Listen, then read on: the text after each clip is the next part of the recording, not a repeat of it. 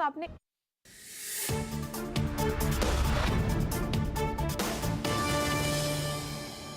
पिछले कुछ हफ्तों से लगातार जो बाजार का रुख है, एफआई जिस तरीके से पैसा भारत से निकाल रहे हैं, ऐसे में सरकार की जो विनिवेश की रफ्तार है किस तरीके से आगे बढ़ेगी, इस पर बातचीत करने के लिए हमारे साथ हैं तुहिन कांता पांडे साहब, जो कि विनिवेश विभाग के मुखिया हैं, सचिव हैं, दीपम सचिव हैं। सर, आपका स्वागत है सीएनबीसी आवाज में।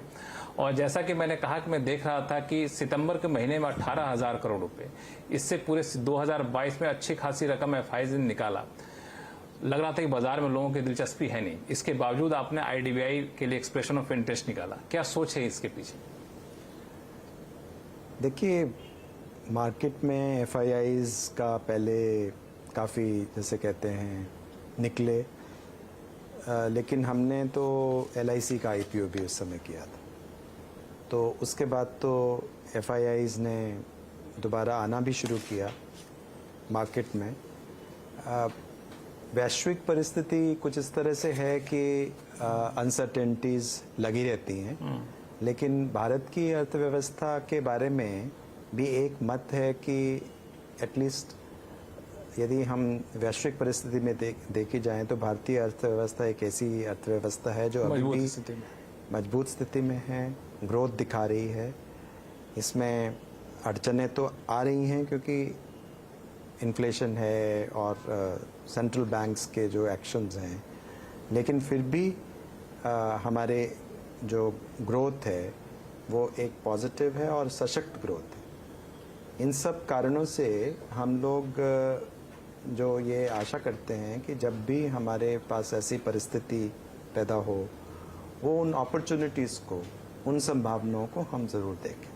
उसी संदर्भ में आईडीबीआई बैंक के इशू पे हम काफ़ी देर से काम कर रहे थे और हमें आशा है कि इसमें जो निवेशक हैं वो आएंगे और ये स्ट्रेटेजिक रणनीतिक विनिवेश है, स्ट्रेटेजिक डिसइन्वेस्टमेंट है।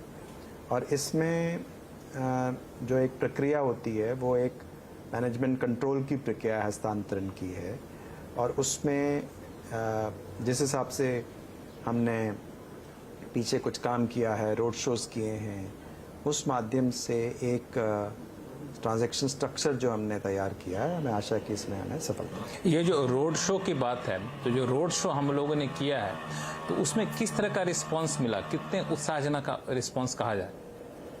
उसमें उत्साहजनक रिस्पांस मिला है और उससे हमें ये भी जानने का मौका मिला है कि किस तरह से वैश्विक परिस्थिति है, किस तरह के इन्वेस्टर्स जो हैं उनकी संभावनाएं हैं, और किस तरह का जो स्ट्रक्चर हम करने जा रहे हैं, क्योंकि ये एक बहुत ही यूनिक तरह का स्ट्रक्चर है। आपको मालूम होगा कि इस तरह का कंपेटिटिव बिड बेसिस पे बैंक में ऐसी प्रक्रिया कभी पहले नहीं हुई है। ये अपने आप में अनूठा प्रयोग है, अपने में एक अनूठा प्रयोग है। तो ये रोड शोज़ के बाद और उन डिस्कशंस के बाद और उसके बाद रिजर्व बैंक ऑफ इंडिया से काफ़ी गहन में इसका अध्ययन करने के बाद ही ये ट्रांजैक्शन। क्योंकि इसमें आपने क्राइटेरिया जो रखा है उसमें ये भी है कि विदेशी बैंक भी इसमें हिस्सा ले सकते हैं, फंड मैनेजर भी ले सकते हैं, फंड भी ले सकते हैं हिस्सा। तो लगता है कि आपको रोड शो के दौरान कुछ इंडिकेशन मिले, विदेशी बैंक में दिलचस्पी दिखा रहे थे, इसमें कहना सही होगा? मैं उस तरह कुछ एक बैंक है जो भारत में भी अपना एक्सपोजर रखते हैं। मैं उस तरह से तो इसको अलग अलग टुकड़ों में नहीं कहूँगा। हमने सभी प्रकार की संभावनाओं को इसमें स्थान दिया है। तो इसमें एक चीज और है, चूंकि जब से आईडीबीआई बैंक को सरकार ने अपने हाथों में लिया था, उसके बाद से समय समय पे उसमें पैसा डाला गया। उसके बाद लोगों का ये कहना है कि पैसा डालने के बाद अभी जो शेयर वैल्यू है वो आईडीबीआई बैंक में पैसा डालने के बाद जो वैल्यू होना चाहिए उसमें उसके बराबर नहीं एक गैप है। तो ये तो प्योर कॉम्पिटिटिव बिडिंग होगी। तो जो गैप है उसको भरपाई करने के लिए कि नुकसान ज़्यादा ना हो, इसके लिए क्या कोशिश करेंगे? देखिए, जो बिजनेस होता है वो तुरंत बदलता रहता है, तो किसी आप एक स्थाणु व्यवस्था में नहीं जा सकते कि आप इस तरह से। तो आईडीबीआई 1964 में आईडीबीआई बैंक ही नहीं था, वो industrial development bank of India एक डीएफआई था, वो आरबीआई के अंदर था। उसके बाद वो सरकार ने, भारत सरकार ने उसको लिया एज डीएफआई उसके बाद 2003 में उसका जब रिपील एक्ट आया तो उसको एक यूनिवर्सल बैंक बनाया गया। 2008 में उसका नाम चेंज किया गया। फिर उसमें सरकार की जो थी वो इक्विटी इन्फ्यूजन करना पड़ा, काफ़ी हद तक वो फिर LIC को दिया गया। इस बीच में उसका उस सब का हिसाब किताब रखना मुश्किल है। तो वो तो एक मतलब जो उसके आप जानते हैं कि IDBI बैंक एक बहुत ही कठिन परिस्थिति से गुजरा है और उस कठिन परिस्थिति से गुजरते हुए उसकी रिकैपिटलाइजेशन हुई। इनफैक्ट उसका जो मार्केट में जो इक्विटी था पब्लिक के पास वो कम होना पड़ा क्योंकि उसमें उसको कैपिटल डालनी पड़ी उसमें। तो बैंक की एक ऐसी स्थिति है जिसमें कि जब वो किसी भी स्थिति में उसका RBI के नियमों के अनुसार पालन करते हुए उसको एक निरंतर अपना CRAR बनाए रखना और उसको जब उन्होंने किया तो प्रॉम्प्ट करेक्टिव एक्शन जिसमें कि उसकी लैंडिंग बंद कर दी गई थी उससे वो बाहर निकला। तो अब हमें ये देखना है कि इसकी ग्रोथ आगे की संभावनाएं कैसे हो और भारतीय अर्थव्यवस्था जो कि आगे बढ़ने वाली है उसमें इससे और हम आशा करते हैं कि भारतीय अर्थव्यवस्था 2000 इस दशक में विश्व की एक सबसे तेज द्रुत गति से अग्रसर होने वाली अर्थव्यवस्था होगी। तो उसकी बैंकिंग नीड्स के लिए सभी बैंकों को, खाली IDBI बैंक नहीं, सभी बैंक्स को आगे बढ़ चढ़ के काम करना है, क्रेडिट नीड्स को देखते हुए उनको पूरा करना है और उसमें निरंतर कैपिटल की व्यवस्था की आवश्यकता होगी। इसमें एक सवाल मेरा ये है कि आपने एक एक्सप्रेशन ऑफ इंटरेस्ट में ये भी लिखा है कि अगर सरकार को प्रोमोटर के दर्जा से पब्लिक शेयर होल्डर का दर्जा नहीं दिया जाता है तो जो मिनिमम पब्लिक शेयर होल्डिंग की शर्त है उस शर्त के मुताबिक हिस्सेदारी घटाने की जिम्मेदारी बिड जीतने वाले की होगी। तो ये थोड़ा सा जटिल नहीं लग रहा है कि मान लिया जाए तब तो पब्लिक को पता हो अगर मान इनको पब्लिक शेयर होल्डर नहीं बनाते हैं तो जो बिड जीता उसको शेयर बेचना ही पड़ेगा एक सर्टेन टाइम फ्रेम में, तो शेयर वैल्यू पे असर पड़ेगा। नहीं, वो जो फाइनल पॉइंट की जो आप बात कर रहे हैं कि कितने समय में मिनिमम पब्लिक शेयरिंग होना है उसके बारे में चर्चा जारी है और उसका एक निर्णय हो जाएगा। तो पॉजिटिव निर्णय होगा। सरकार पब्लिक शेयर होल्डर रहेगी, प्रमोटर नहीं रहेगी। नहीं, पब्लिक शेयर होल्डर के अलावा और MPS का जो टाइम है, मिनिमम पब्लिक शेयर होल्डर का टाइम है, उसका भी जो समय है वो निर्धारित हो जाएगा। बढ़ाएंगे उसको? नहीं, उसको अभी मैं कह रहे हैं कि क्या होगा उसमें वो अभी अंडर डिस्कशन है, तो उसको भी तय किया जाएगा। और पोटेंशियल बिडर तो आपसे जानना चाहेंगे इसको? नहीं, पोटेंशियल बिडर्स के लिए तो पोटेंशली ये जानना इस समय ज़रूरी है कि ब्रॉडली क्या होगा। ब्रॉडली आपको जैसे 40% ऑफ इक्विटी आपको रखनी पड़ेगी और फिर उसके बाद आपको 15 साल में ग्लाइड पाथ में आपको 26% लाना होगा। MPS का नॉर्म है, ओपन ऑफर करना होगा। तो ये ब्रॉडली ये तो एक आखिरी सवाल कि इसमें करंट फाइनेंशियल ईयर में पॉसिबल दिख रहा है आपको? मुश्किल है। करंट फाइनेंशियल ईयर में हमारे बहुत से पड़ाव हम पार करना चाहते हैं। दिसंबर में हमारा एक्सप्रेशन ऑफ इंटरेस्ट आने का 16 तारीख है, आखिरी तारीख, और 16 दिसंबर के बाद फिट एंड प्रॉपर और एलिजिबिलिटी क्राइटेरिया का टेस्टिंग है और उसके बाद ड्यू डिलिजेंस होने के बाद हमें आशा है कि इस फाइनेंशियल ईयर में हम कोशिश करेंगे कि फाइनेंशियल बिड्स आ जाए। इसके बाद अब लोग ये जानना चाहते हैं कि IDBI के बाद अगली बारी किसकी है, क्योंकि कई सारी कंपनियां जो एडवांस स्टेज पे हैं। अगर आप शेयर कर सके कि आपका टारगेट क्या है? देखिए, हमारी ट्रांजैक्शंस जो हैं वो सब लोग जानते हैं, हमारे वेबसाइट में हैं। कुछ जो कैबिनेट के द्वारा निर्णय होता है तो उसके बाद आगे बढ़ते हैं। पहले हम प्रक्रिया में हम लोग एडवाइजर्स और लीगल एडवाइजर्स का करते हैं, उसके बाद कंपनी के साथ विस्तृत बातचीत होती है, रोड शोज होते हैं, उसके बाद एक्सप्रेशन ऑफ इंटरेस्ट सब लाते हैं। और 2 स्टेज में ये काम होता है कि पहले फर्स्ट स्टेज में एक्सप्रेशन ऑफ इंटरेस्ट में हम जो क्राइटेरिया एलिजिबिलिटी क्राइटेरिया होते हैं उसमें क्वालिफाई करते हैं और उनको फिर एक डिटेल्ड ड्यू डिलिजेंस की प्रक्रिया जिसमें कि वो कंपनी के बारे में उनको वर्चुअल डेटा रूम में सभी तरह की जानकारी दी जाती है। उसके बेसिस पे ही जब वो तैयार हो जाता है, जिसमें साइट विजिट्स भी शामिल है, तो उसके बाद एक हम फाइनेंशियल बिड्स मंगवाते हैं और उसके बाद क्लोजिंग फॉर्मेलिटीज बाकी की पूरी होती हैं। अब इसको नजर रखते हुए हमारी जो ट्रांजैक्शन विभिन्न चल रही हैं, उसमें कुछ ऐसे भी हैं जिसमें कि हमें डीमर्जर करने की ज़रूरत पड़ी, क्योंकि जो लिस्टेड कंपनीज होती हैं यदि उनके कुछ नॉन कोर एसेट्स उनको हम हस्तांतरण नहीं करते हैं क्योंकि वो ऑपरेशन से भिन्न हैं और उनकी वैल्यू एज रियल एस्टेट ज़्यादा है, जो कि किसी कंपनी जो स्टेक से लेना चाहेंगे उनके संभव नहीं है उनके लिए रियल एस्टेट की तो तरह। अभी डीमर्जर किनका लगभग कंप्लीट, बीएमएल का तो जैसे complete? बीएमएल का डीमर्जर का ऑर्डर एमसीए ने जारी किया है अभी हाल ही में। तो इसका आगे की प्रक्रिया में शेयर एलोकेशन और उसके बाद फिर लिस्टिंग, उसके बाद लिस्टिंग। तो लिस्टिंग उसी तरह से एनएमडीसी स्टील का है, उसका भी डीमर्जर ऑर्डर जारी हुआ है। एनएमडीसी के डीमर्जर शिपिंग जारी कर कॉर्पोरेशन दिया ऑफ गया। इंडिया का जो डीमर्जर प्रोसेस अभी चल रहा है एमसीए में। अगर मैं स्पेसिफिक पूछूं तो बीएमएल में चूंकि डीमर्जर हो चुका है, इसके बोर्ड मीटिंग में भी मंजूरी मिल चुकी है, तो इसका ईओआई कब तक एक्सपेक्ट करें? नहीं, ये इसका तो ईओआई कब से आ चुका है, इसको हम लोग और इसमें बहुत से जो बिडर्स भी हैं वो बिडर्स ड्यू डिलिजेंस कर रहे हैं और उनमें से एक ये रिक्वायरमेंट भी थी कि डीमर्जर करना है, इसके जो एसेट्स को उसको सेपरेट किया जाए। और चूंकि इसमें लैंड है, बेंगलोर में लैंड थी, मैसूर की जमीन थी, उन जमीन में चूंकि एक काफी महत्वपूर्ण और महंगी जमीन है, उस जमीन को अलग से करके ताकि उसमें सभी शेयर होल्डर्स का रहे और वो सरकारी कंपनी रहे, जैसे सरकार की उसमें ज़्यादा हिस्सेदारी है और वो इसकी स्ट्रेटेजिक डिसइन्वेस्टमेंट की प्रक्रिया में शामिल ना हो। तो प्रक्रिया पूरी हो गई। वो प्रक्रिया अब जैसे लिस्टिंग में ही वो प्रक्रिया पूरी होगी। जब वो लिस्टिंग हो जाएगी, ठीक है, तो फिर वो एक स्वतंत्र कंपनी के रूप में जन्म लेगी। उसका फाइनेंशियल बिड मंगाया गया हम लोग। Financial bid current financial year में पॉसिबल है? पूरी को हमारा प्रयत्न यही रहेगा जी। नेक्स्ट मंथ मान के चलो? नहीं, हम इस तरह से तो मैं टाइम टेबल नहीं देना चाहूँगा आपको, लेकिन मैं ब्रॉडली आपको ये कह रहा हूँ कि वो हमारा ये निरंतर प्रक्रिया चलती जाती है। इसी तरह से जैसे हिंदुस्तान HLL लाइफ केयर है, उसमें बिडिंग प्रोसेस में आगे एडवांस में लोग ड्यू डिलिजेंस कर रहे हैं। PDIL है, उसमें ड्यू डिलिजेंस कर रहे हैं। आपने एक नाम लिया इनका NMDC का, जो स्टील लिमिटेड के नाम से डीमर्जर का ऑर्डर आ चुका है। तो डीमर्जर ऑर्डर आने का मतलब माना जाए कि अब हम लोग प्रोसेस में एक काफी बड़ा हिस्सा पूरा कर चुके हैं जी।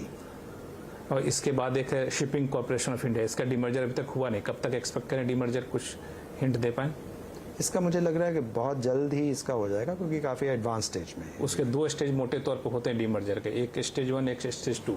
तो स्टेज 1 पार कर चुके हैं हम लोग जी। तो SCI का भी हम लोग फाइनेंशियल बिड मान के चले करंट फाइनेंशियल में कि नहीं, उसमें मुश्किल लग रहा है? नहीं, बिल्कुल होगा। SCI का भी करंट फाइनेंशियल में हो जाएगा। इन सब के अलावा चूंकि मैंने आपसे टाइमलाइन पूछा, इसके पीछे का मकसद ये था कि मैं ये सवाल इसलिए आपसे पूछ रहा हूँ क्योंकि बार बार सरकार हर कारोबारी साल के शुरू में एक टारगेट फिक्स कर देती है और फिर मैं भी सवाल पूछता हूँ, कई बार आप जवाब देते हैं, कई बार लगता है कि इस टाइमलाइन के चक्कर में नहीं चाहते हुए हमें स्ट्रेटेजिक डाइवेस्टमेंट करना पड़ रहा है। तो इसमें आपका अप्रोच क्या है? क्या हमें अब लगता है कि इस पूरे डाइवेस्टमेंट प्रोसेस को अलग नजरिए से देखे जाने की जरूरत है, चूंकि एक अनावश्यक दबाव देखने को मिलता है कई बार? नहीं, वो बिल्कुल आपने सही मुद्दा उठाया है। जो डिसइन्वेस्टमेंट का मतलब खाली रिसोर्स रेस करने से नहीं है। डिसइन्वेस्टमेंट का मतलब है वो एक जो हमारी ब्रॉडर पॉलिसी है, न्यू PSC पॉलिसी, उसके अंतर्गत उसे देखना चाहिए। अब जो विनिवेश है उसको ये कहते हैं, जैसे बहुत सी भ्रांतियां हैं कि ये विनिवेश से क्या होगा, इसमें जॉब लॉस हो जाएगा, इसमें चटनी हो जाएगी, विरोध होना शुरू हो जाता है, इसमें सरकार जो है अपनी रिस्पॉन्सिबिलिटी से भाग रही है। ये सब मिथ्या है। यदि आप डिसइन्वेस्टमेंट का रिकॉर्ड देखें तो आप देखेंगे कि एक्चुअली ये डिसइन्वेस्टमेंट का अर्थ एक्चुअली इन्वेस्टमेंट है। इसका उद्देश्य डिसइन्वेस्टमेंट नहीं है, इसका disinvestment for investment and growth. आपने अच्छी लाइन बताई, disinvestment for investment and growth and jobs. तो ये एक विनिवेश है, वो निवेश के लिए संभावनाएं पैदा करना, ग्रोथ के लिए संभावनाएं पैदा करना और जॉब्स के लिए संभावनाएं पैदा करना। नई परिभाषा पर कोई कंपनी अब तक खड़ी उतरी है? जैसे मैं आपको एक एग्जांपल दूंगा नीलाचल इस्पात निगम का। अब कहने को तो उसमें नीलाचल इस्पात निगम एक सब्सिडरी थी, एक जॉइंट वेंचर था, जिसमें 4 सरकारी कंपनियां, भारत सरकार की कंपनियां और 2 उड़ीसा सरकार की कंपनियां थी। और ये 2 साल से बंद पड़ा हुआ था प्लांट। और आप देखेंगे कि किस किस कठिनाइयों से उनके जो श्रमिक हैं वो गुजरे हैं। 2 साल से उनको बहुत ही कठिनाइयों का सामना, प्लांट बंद हो गया, अपॉर्चुनिटीज नहीं थी, पैसा नहीं था। आप समझ सकते हैं कि कितनी दिक्कत। अब क्या बदला? अब 4 जुलाई को हमने उसको हस्तांतरण किया, 12,100 करोड़ मिला। और उस एंटरप्राइज वैल्यू के आधार पे सबसे पहले तो लगभग 350 करोड़ की जो बकाया राशि वर्कर्स की थी वो सबसे ऊपर थी, शीर्ष स्थान पे वाटरफॉल में उनको दी गई। उसके बाद ऑपरेशनल क्रेडिटर्स आए। सारे जितने प्रमोटर्स थे जिन्होंने विभिन्न समय में पैसा लगाया था, चाहे वो ओएमसी हो, चाहे वो एमएमटीसी हो, उनको दिया गया। उनकी हो। जो बाहर के ऑपरेशनल क्रेडिटर्स थे, एडवर्टाइजमेंट करके उन सबको जगह जगह से खोजा गया कि किसका बकाया है, उन सबको बकाया दिया गया। बैंकों का चुगतान हुआ, में इन एनसीडीज जो थे उनका चुगतान हुआ, जो नॉन कन्वर्टेबल डिबेंचर्स थे।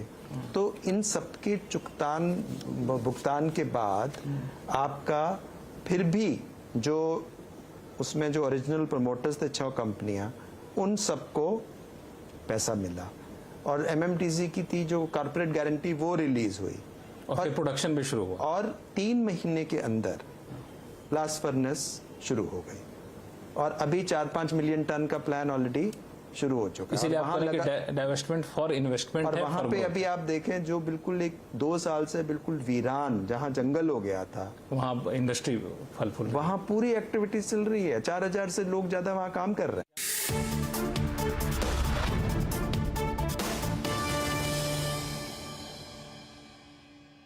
फ्यूचर एक्सप्रेस में आप सभी का स्वागत है। एफएनओ मार्केट का हर एक्शन 2790 से चलकर 3006 के आसपास, अब इसमें 250 अंकों के आसपास का मूव देख चुके हैं। कॉल ऑप्शन ले या पुट ऑप्शन। 17,550 का जो कॉल है वो 85 to 90 के आसपास खरीदारी कर सकते हैं। फिलहाल निफ्टी पे वेट एंड वॉच करना चाहिए। जानिए किन स्टॉक्स में होगी आपकी जबरदस्त कमाई।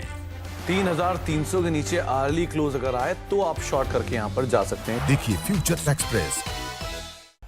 बाजार शुरू होने से पहले कीजिए मुनाफे की तैयारी। जहां से कॉल राइटर्स बाहर निकल रहा है वहां पे बाय कर दीजिए और जहां पे पुट राइटर कन्विक्शन है वहां पे डिप बाय कीजिएगा। जानिए सेंसेक्स और निफ्टी की कैसी होगी चाल।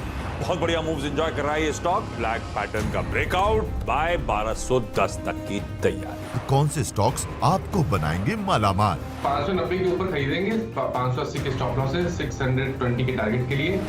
देखिए मुनाफे की तैयारी। आप देख रहे हैं कमाई का अड्डा। मार्केट के आखिरी 1.5 घंटे का सारा एक्शन। अगर आपने लॉन्ग प्रॉफिट बनाया है तो रह सकते हैं आप। 30, 40, 50 पॉइंट का स्टॉप लॉस लेके चल सकते हैं। क्लोजिंग बेल बजने से पहले कीजिए जबरदस्त कमाई। तेजी वाला ट्रेड 875 का स्टॉप लॉस लगाइए, तेजी कीजिए। इजीली स्टॉक में मोमेंटम आता हुआ दिखाई दे रहा है। जाने माने एक्सपर्ट्स के साथ इस ऑप्शन के स्टॉप लॉस रखे करीब 32 रुपए के आसपास। देखिए कमाई का अड्डा। मार्केट की पल्स पढ़नी हो या सॉल्व करनी हो स्टॉक से जुड़ी आपकी क्वेरीज, उनके पास है मार्केट से जुड़ा हर जवाब।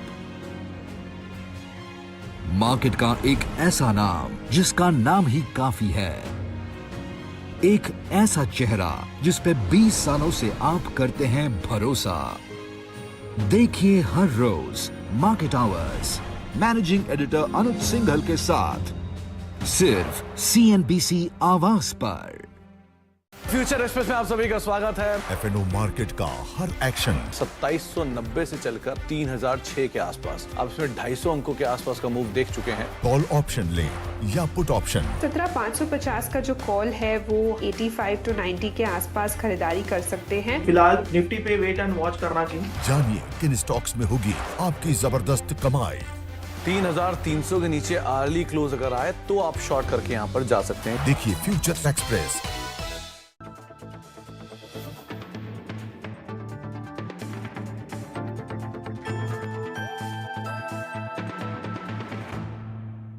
पिछले कुछ दिनों से या फिर कहीं कुछ हफ्तों से मैं देख रहा हूं कि शेयर बाजार में अच्छी खासी गिरावट देखने को आ रही है।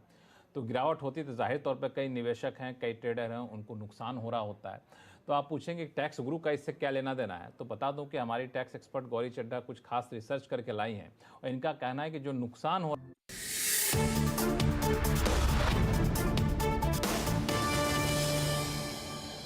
इस तरफ एक दो चीजें हैं जो मिसाल के तौर पर सरकार अगर डाइवेस्टमेंट से अलग हटकर देखे तो एसेट मोनेटाइजेशन की एक प्रक्रिया शुरू की थी, उसमें काफी हद तक काम भी हुआ। पिछले साल टारगेट से ज्यादा बेहतर हम लोग कर पाए। इस बार टारगेट के कितने करीब पहुंचते हुए हम दिख रहे हैं? देखिए, मैं एसेट मोनेटाइजेशन के बारे में आपको विशेष सूचना नहीं दे पाऊंगा क्योंकि वो उसको नीति आयोग देख रहे हैं और लेकिन आपकी भूमिका अहम रहती है, इतना मुझे पता है। विभिन्न मंत्रालय उसको देखते हैं, बट पिछली बार भी उन्होंने टारगेट पूरा किया था और उसमें बहुत से मंत्रालयों ने, जैसे कि रोड मंत्रालय है, पावर है, हाँ, जो सड़क परिवहन है और पावर है, और उसके बाद खनिज मंत्रालय है, कोल मंत्रालय है, उन्होंने काफी बड़ी एक एसेट मोनेटाइजेशन का इम्पोर्टेंट एलिमेंट था आपको टूरिज्म डिपार्टमेंट का, आईटीडीसी का, जिसको पिछले दिनों रोड शो वगैरह भी किया गया। और एक बार मैं आपको बताना चाहूंगा कि एसेट मोनेटाइजेशन का अर्थ भी बिल्कुल वही है जो मैंने डिसइन्वेस्टमेंट में कहा। बिल्कुल, इसीलिए मैंने इससे जुड़ा सवाल पूछा आपसे। और थोड़ा सा फर्क उसमें इतना है कि जो एसेट मोनेटाइजेशन है उसमें तो परमानेंटली उस एसेट्स को भी आप नहीं देते हैं, डिसइन्वेस्टमेंट देते हैं। हाँ, उसमें कोई लॉन्ग टर्म कंसेशन होता है और वो बेसिकली वो जो पैसा जाता है वो सरकार को नहीं आता, बल्कि वो बैक टू उस कंपनी जो वो एसेट मोनेटाइजेशन कर रही है उनके पास जाता है, और ताकि वो उससे अधिक कैपेक्स कर सके।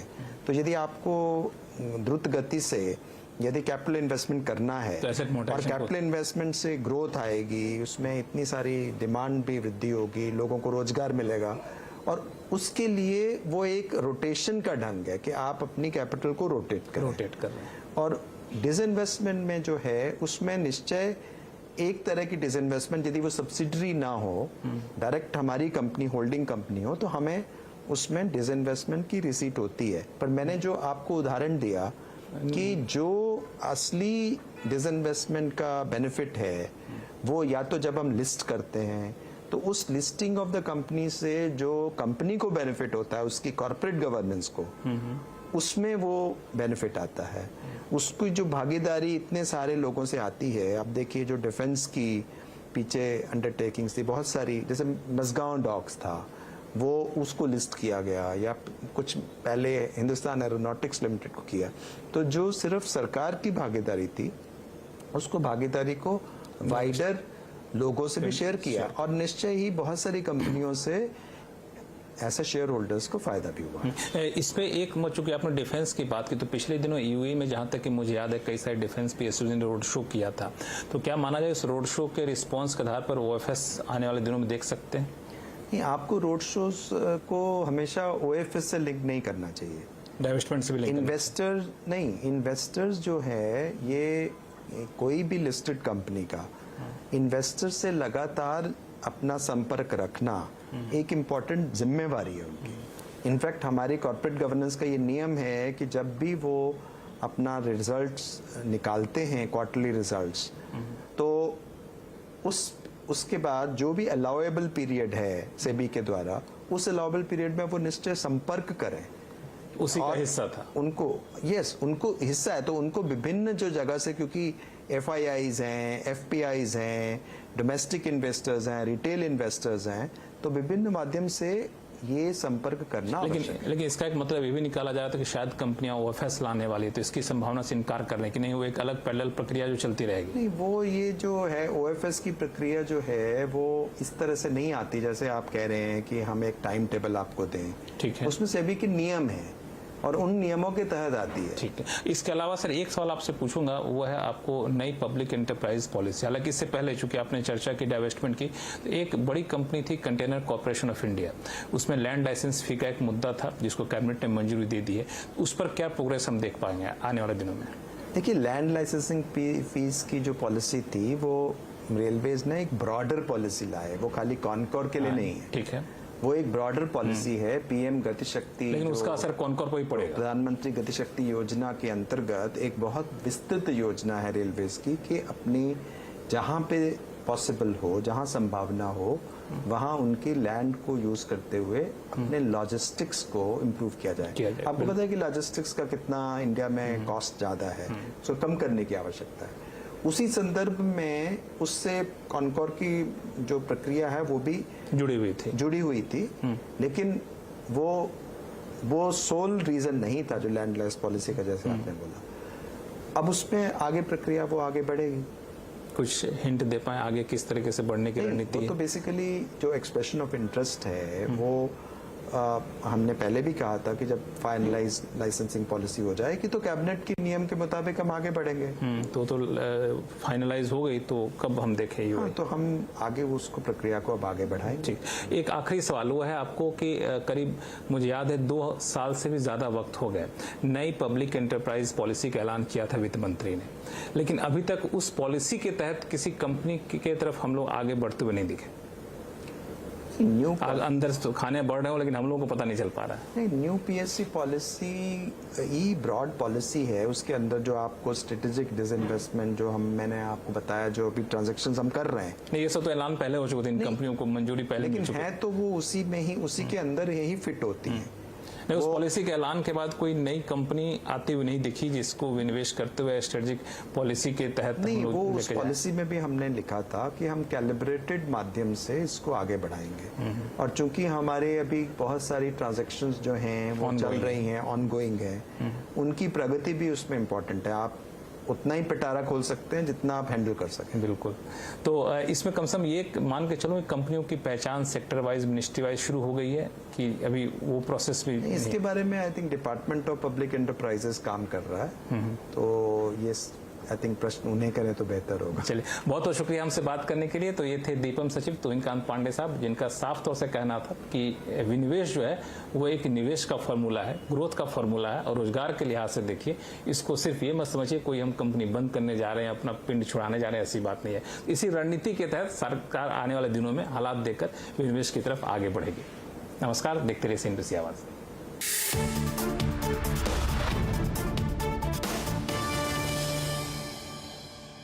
फ्यूचर एक्सप्रेस में आप सभी का स्वागत है। FNO